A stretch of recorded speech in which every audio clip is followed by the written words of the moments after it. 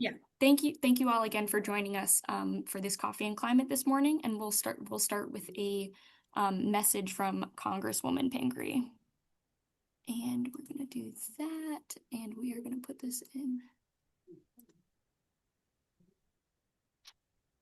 And Hi, it's Congresswoman Shelley Pingree. and Thank you so much to the Portland and South Portland Sustainability offices for putting this on, for everyone for tuning in, for all of you for caring about sustainability, particularly these two cities, but also everyone who cares about it in their daily life. I am so sorry because this is a shutdown time. My schedule is completely upside down and I wasn't even able to be on a live Zoom with you, but I wanted to make a quick recording. And then I will turn it over to my team who works with me on all these issues and happy to take your questions. And if I can come back and visit another time, I certainly will. So thank you. I care deeply about sustainability, and it's been a big theme in my life. I came to Maine in the 1970s. Environmentalism was on the rise then. That's when there were solar panels on the White House, and we had the first Earth Day. I was lucky enough to be one of the first students at college at the Atlantic in Bar Harbor, Maine, and I came because I was interested in the Back to the Land movement. Like many people in the early 70s, I'd read the book Living the Good Life by Helen and Scott Nearing. I wanted to know how to live more sustainably on the land. I studied organic farming and the environment at College of the Atlantic. I studied under Elliot Coleman, who was a great organic farmer and teacher, still is. And then eventually I got my own small farm on the island of North Haven. Raised my three wonderful kids there, grew all kinds of things, and over the years I've had a variety of farms, been a certified organic farmer, and learned so much from everybody else in the agricultural movement throughout Maine. And I learned a lot, particularly since I've been in Congress, about the importance of regenerative and organic farming to sustain our land, to sequester carbon, just what an incredible role it plays. And I've worked on since then legislation related to that. I started a small business on the island of North Haven along with my farm. I was a knitter and knew a lot of knitters in the community. I raised my own sheep, got me interested in wool and processing the wool. Some of you may have knit from our pattern books, North Island Designs, and seen some of the wonderful thing that I did along with my business partner, who was really the great designer. But it was a great way to understand sustainable fibers and work on some of those things. I was also a school board member in my community, cared deeply about sort of how my kids were educated and other things about politics in the community. Never would have imagined that I would go to the state legislature and then end up in Congress. Since I've been in Congress, I've focused on those issues that are really important to Maine, but are also about sustainability and the environment. I'm the ranking member of the Interior Environment Subcommittee, so I work on issues related to the EPA, our Interior Department, our public lands like our national parks. And I've also, because of my interest in recycling and things like food waste and other sustainability issues, gotten involved in the slow fashion movement. We can talk to you more about the legislation I'm working on all these areas. I'm also involved in the arts, and I think the creative community comes in so deeply on that. I'm the co-chair of the Arts Caucus in Congress. And when you think about the creativity that's involved in things like farming or farm to table and the incredible chefs and cooking that we have in sustainable fashion, in slow fashion and mending, reusing, there's just so many ties in the things that we do. And it's all related to the climate crisis. If we wasted less, if we didn't throw away so much food, which is about 30% of the food in this country gets wasted, if we grew more food sustainably and used regenerative agriculture, if our clothing didn't end up in landfills, we would do so much to reduce the carbon in our atmosphere. So I've really brought the lessons that I've learned in Maine, the wonderful Maine people who are so good at everything from, reusing and recycling and growing a garden in their backyard and caring for our forests and thinking about sustainable forestry, which I also work on. I've just put all those lessons together and tried to make sure that they were connected to our public policy and how we bring those things together.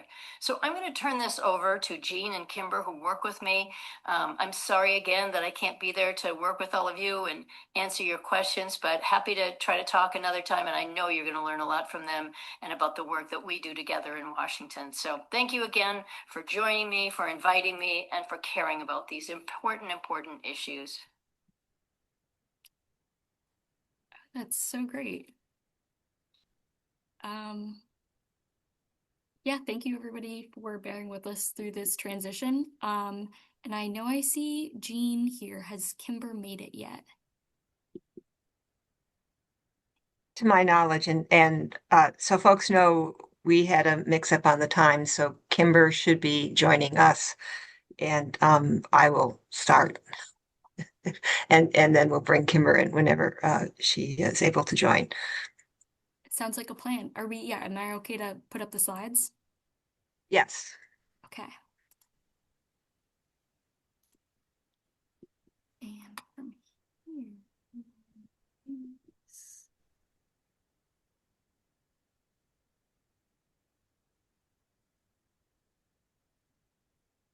Thank you for bearing with me.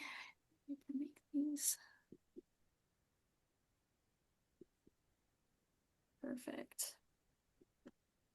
So yeah, please join me in extending a very warm welcome to our two guest speakers today. And we'll start with, yeah, Jeanne Christie, our district representative on energy and environment with Congresswoman Pingree. Hello, everybody. I'm delighted to be here today, and I know this is an issue that the Congresswoman truly cares about. Her number one priority in everything she works on is climate change, and I have heard that often from her. To begin with, I just want to just give you a little introduction to what the district office does and how we work with the DC office because it's important. And I will tell people that I'm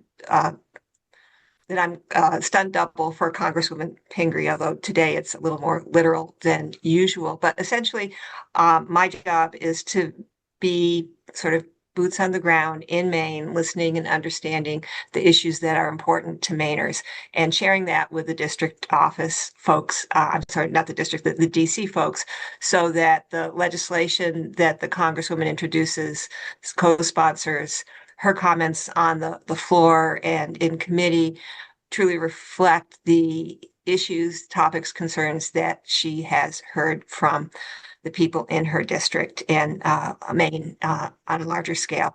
And a couple of years ago, I was reflecting in a meeting with her and others that in going to the Farm Bill listening sessions here in the state, it seemed like the folks that were saying what their needs were, had read all of the bills that she had introduced into Congress. And she simply replied that the bills that she was introducing reflected the needs and the concerns that she and those folks like myself hear from the state or from people around the state. So sustainability and climate change are synonymous, I think, in many people's minds in this day and age. And just we'll say, in addition, the district office also handles a lot of individual concerns that come in on challenges that people are having with working with federal programs. So IRS, Social Security, if it's a federal program and you as an individual, Veterans Affairs, are having trouble getting your issues or your questions addressed, then the district office has people here that's their full-time job is to help the people that are in the district. So I'm going to launch into a little more about resilience and the work that the Congresswoman has been doing. And let's go to the next slide. All of us that live in the state understand that the last couple of years, I think in particular, have had some really significant weather events. If you remember the storms early in 2024, and who could forget them, lots of coastal damage, many of the docks, private and public, all the way up and down the coast were wiped out.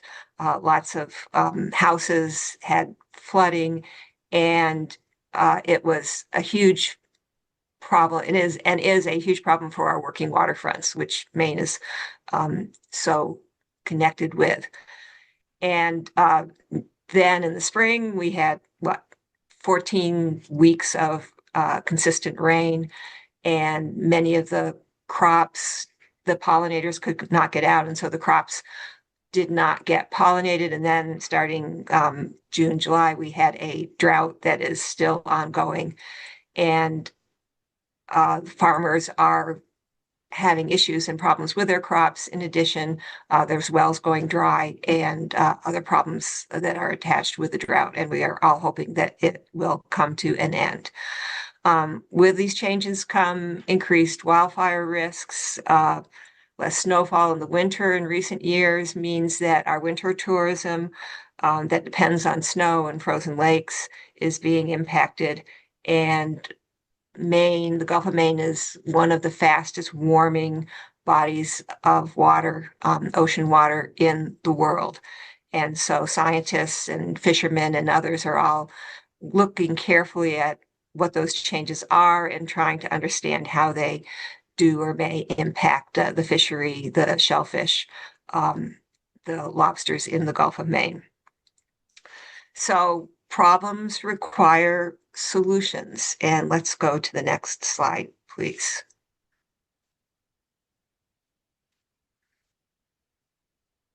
And I mentioned earlier that the Congresswoman is introducing legislation to try to address these kinds of issues. So the Agriculture Resources Act is a piece of legislation that she has been introducing repeatedly. And what happens in Congress is there tend not to be a bunch of small bills that are passed. They tend to all get put together. So with the Farm Bill that is supposed to be reauthorized every 5 years, that gets changed and added to, and bills like the Agricultural Resource Resilience Act and other pieces of legislation might get added into that, or other small pieces of legislation that Congress as a whole understands are important will get added into a larger piece of legislation. And so many of the pieces of legislation that the Congresswoman has introduced are relatively narrow and specific in topic. And the goal would be that over time they would be added to a logical, larger bill that moved ahead. So the Agricultural Resilience Act is one of those bills. It increases research for agriculture. It focuses on improving soil health, protecting farmland, supporting livestock and pasture systems, supporting investments in on-farm energy, and addressing food waste. And so when I look at that and other pieces of legislation that she's introduced around agriculture, then let's go to the next slide, please. Then I see kind of a cradle to grave approach, if you want to think of it that way, that there are pieces of legislation meant to complement existing programs from the time that soil is prepared for planting throughout all of its growing, and then returning it back into the earth so that it can help more plants grow in the future. And so, I mean, I think that's kind of the definition of sustainability for me, is that's thought through. Also with, let's see, slide. Let's go one more slide.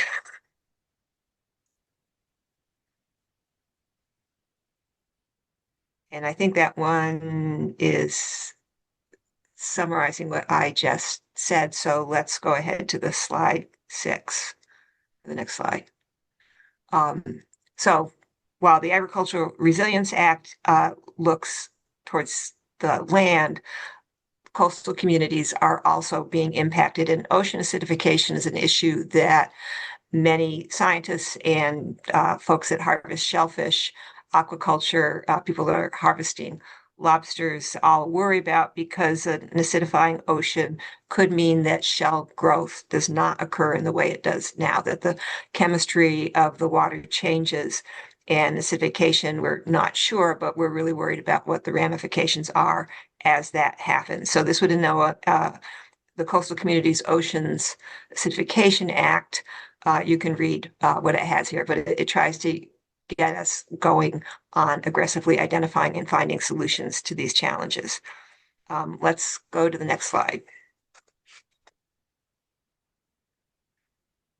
So the Inflation Reduction Act had a lot of funding directed to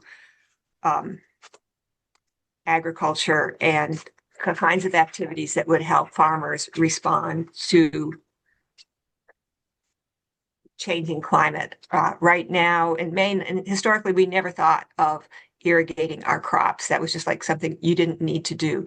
And now, certainly this summer demonstrates that irrigation is becoming imperative for successful crop growing, that soil needs to have enough organic content that it will hold moisture through the dry periods. And so much of the money directed to USDA and Natural Resources Conservation Service in particular was directed to cost sharing and providing grants for farmers to be able to introduce those practices to their lands here in Maine and throughout the country. So she's also a co-sponsor of the Climate Solutions Act, and that would help farmers access carbon markets by reducing barriers to technical assistance and verifier certification. Next slide.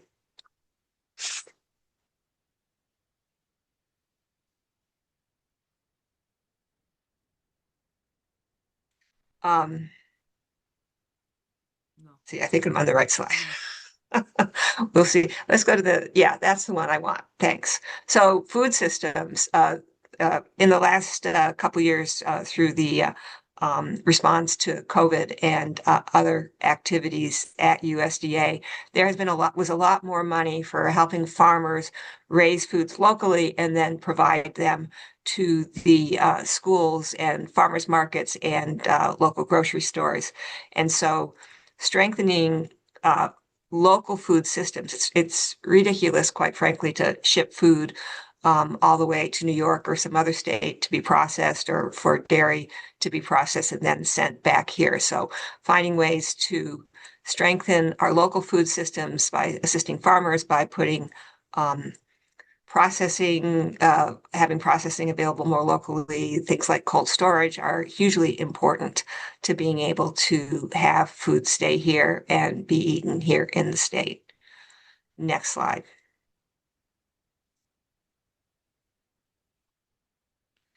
And so there are other sort of associated activities with this in terms of the legislation that she's introduced, and these are the names of some of them, but essentially they are all directed towards accomplishing the goals that I just talked about. Next slide. So Maine leads the country in identifying PFAS as a problem and identifying ways to address the issue.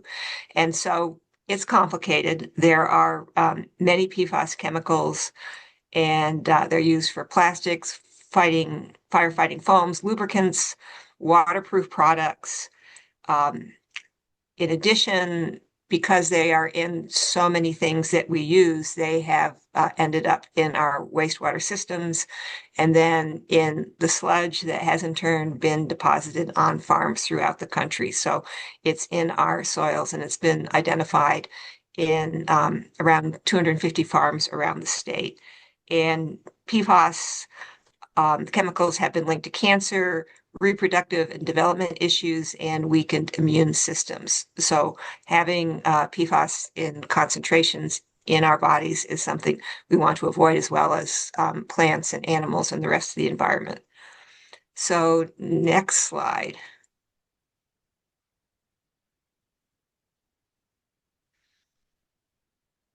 And so the introduction of legislation to try to address PFAS is a multi-directed approach. So relief for farmers hit by PFAS. I think we're all aware that there have been farmers that have been put out of business by the high concentration of PFAS in their soils, and the state has developed a comprehensive program to work with those farmers to provide income while solutions are being sought, to identify if there are other ways that land can be safely farmed or used to continue to operate as a farm without transferring PFAS chemicals to the products that are being created there. And if that's not possible, to buy out those farms. And there's not a program like this around anyplace else in the country. And so the Congresswoman has introduce legislation to allow other farmers in other parts of the country start to be able to pursue these kinds of solutions working through USDA. Water, the Farm Bill, EPA, all of these areas are potential sources of water would be a source of PFAS as well as food and other things. And so addressing the places that PFAS concentrates and gets into that we get exposed to it and our animals and other plants do is needed. And so hence EPA regulations as well as USDA and other agencies too. Next slide. So, sorry, I'm switching to fast fashion. We have a huge amount of stuff that ends up in our landfills because we throw it away so quickly. And fashion is one of those crises that are in place. So much of what we wear is actually made from oil, and I've did not realize that, but so we have oil that is coming from the fast fashion, and so when you think you're buying something that's made of natural fibers or some combination of natural and polyester or other created fibers, many times there is oil in there too. There's a lot of CO2 that comes from shipping these fabrics and clothes all over the world. And in the US, only 15% of clothing is recycled or reused. So the rest of it is ending up in the in landfills. And fast fashion is, we got Kimber on too. So Kimber, I'm going to finish this introduction on this slide and then let you take over on fast fashion. So how's that? Yes. So anyway, so we have a crisis. Fast fashion is the world's third largest polluter, and we contribute in the US 17 million tons of clothing waste annually. And it also releases methane as it degrades, which of course we know is a much more serious climate change gas than carbon dioxide. So, Kimber, are you on? And can I turn it over to you to talk about solutions? Sure. Yes. Have you, just making sure that I am catching up with you, Jeanne, are you in our notes on 14? Yes, I got to slide, and please go ahead and introduce yourself. I know this Yeah. is out of order, but We're a little out of order. yeah. Yes, my name is Kimber Colton, and I am helping out in Congresswoman Shelley Pingree's office in the environmental and energy portfolio for the fall. The woman who normally handles this issue for the Congresswoman, who many of you might have worked with recently, is Lisa Pell, but she is out on maternity leave this fall. So I am coming in to help assist Jeanne as well in some of the DC policy. So I'm here in the Washington, DC office, and I'm happy to talk with you all today. So I will take over where I think Jeanne left off, and apologies if I'm a little repetitive, but the Slow Fashion Caucus was established by the Congresswoman to try to encourage climate smart policies that are on reducing, repairing, rewearing, and recycling textiles. And they launched it in June of 2024. We've got more than a dozen members right now. And I think that it's something that has gained a little bit of coverage in the press and in the media. There's been more attention to slow fashion in a way that sort of maybe it wasn't on people's radar screens before. So the goals of the caucus in particular are to, one, like create congressional awareness about it, and particularly with members who care a lot about climate and environment. So the legislative goals and the policy goals and the outreach goals that we have are to support a circular economy for textiles, incentivize the apparel industry to look at slow fashion and to have policies in their in their corporate policies that encourage it, build public awareness, and bring textile production back to the USA where possible. And again, it's garnered widespread support sort of in the public and also among industry. There's the American Circular Textiles Group, Garment Worker Center, Patagonia, and ThreadUp, all are different partners that have worked with us on getting the caucus created. So in general, this is kind of a very difficult time for climate policy and for things that are trying to kind of create new ideas and generate new interest in this space. I think really working hard on keeping moving forward, staying positive, trying to put roadblocks in for any kind of rolling back of policies that might, prevent this from really taking off, are sort of some of the things that we're trying to emphasize over the creation of the caucus and over the next couple of sessions. Can you advance the slide, please? I think it's got, yeah. Well, no, I wanted to, the one before. Yeah. And so, Kimber, I talked a little about the, just district office and before launching in, but, the next slide I think is talking about, your work and, what you do in DC as well as what is happening there right now with respect to responding to these challenges and others. So I'm going to let you keep going. Okay, sure. Yep. So I would say you could go forward on the next slide if someone's helping us with slides. That's fantastic. Thank you for that. Great. So yes, sort of to take a little bit of a zoom out now to some of the bigger policy issues that we are facing here in Washington. I think many of you would not be,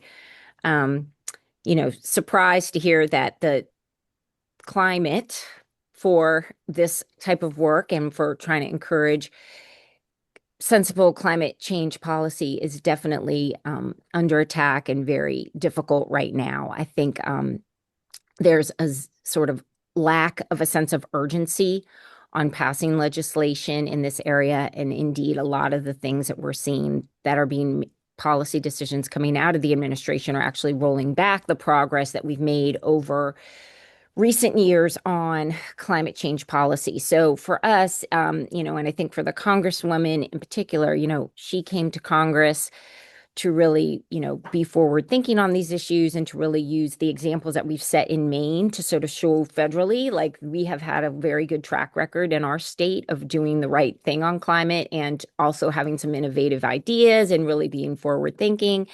And to bring that to Washington and show other members and kind of talk about how this can be, used as an example, a best practice for us in federal policy. And right now, I think that it's very difficult in the big picture because the things that we're facing and the rollbacks that we're facing from an administrative side and even sometimes judicially are very challenging. But in a positive way, we are part of a caucus called SEEK, and it's Sustainable Energy and Environment Group that has members of Congress who all are like-minded on these things and really want to advance these policies. And it's a very good core group of members who are dedicated to these issues. The Congresswoman is one of the co-vice chairs of it. There's 7 members who sort of lead the effort on that. And just in the last week where we've had the shutdown, and it's been very difficult because a lot of the policy research that gets done in administrative levels has been, cut off due to the shutdown. And because of the lack of a budget, the administration has not put forward some of the funding for grants and projects in this area that normally would have gone out the door by September 30th. There's even in this past week or two, the caucus has really been active. The Sustainable Energy and Environment Group has been very active in trying to educate members and really be outspoken about some of that. And so I think, again, nationally, the effort is there. And I think there's a lot of, work that's being done by members of Congress, but at the same time, advancing things to the House floor is very challenging right now. And advancing things, further than that, is very difficult. The Congresswoman's role on appropriations is even more vital then, because those are the bills that we do have to pass.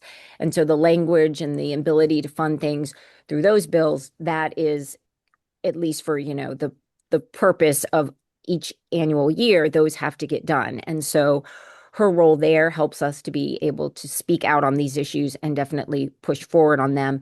Again, always with the lens of what's working in Maine, what are our good stories that we can tell, what are the things that we can really point to and say are climate smart and good for the community. So again, kind of tying the two together, her work here and the work back in Maine. Um, the she's already, been a leader in many of these issues because the state is offshore wind development, community solar and distributed energy, pushing for tidal and hydropower innovation, forest carbon and conservation policies that are forward thinking, climate resilient fisheries, and her working waterfronts work that she's been doing for many, many years. I was with the Congresswoman before. Many of you may, my name may be familiar to you because I was with the Congresswoman's office many years ago. And um, again, working waterfronts is something that she's been talking about as others in the delegation for many years. And I think as Jeanne probably alluded to before, the flooding that we had earlier in the state back a couple of years ago just kind of really brought home the urgency of getting something in that space passed, and the importance of including some working waterfronts language in many bills. And then local food and agricultural resilience, which is something that she's been also talking about since coming to Congress. So there's a saying that, so goes Maine, so goes the nation. And we really feel that. We are always talking about how she can really be a voice for things that work and are sensible, and bring that to Washington and try to talk to her members from other states that maybe are not as far along as we are, and how we can be a leader in that space. And next slide. And Kimber, I think I was going to do this one.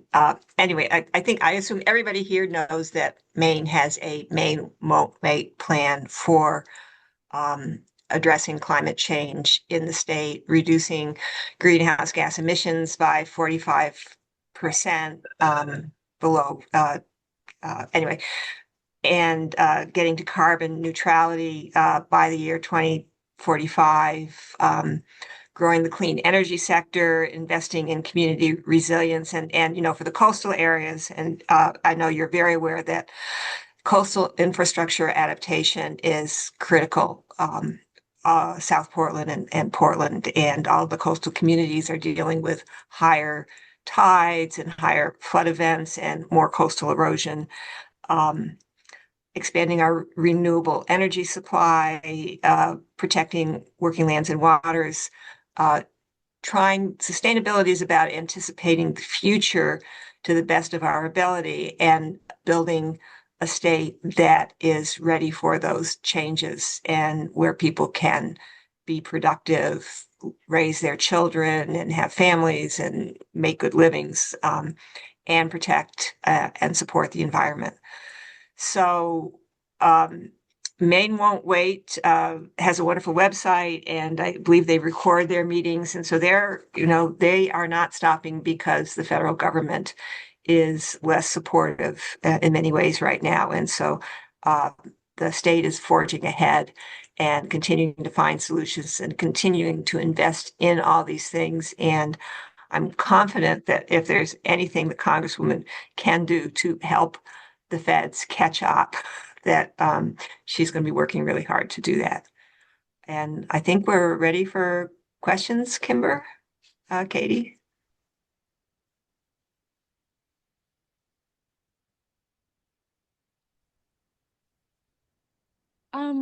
Yeah, I just wanted to say, yeah, say a massive thank you for stepping in today. It was such short notice, and I'm sure your schedules are absolutely upside down with everything going on. So I just really appreciate you both taking the time today and sharing, yeah, sharing your insights. That was a wonderful presentation.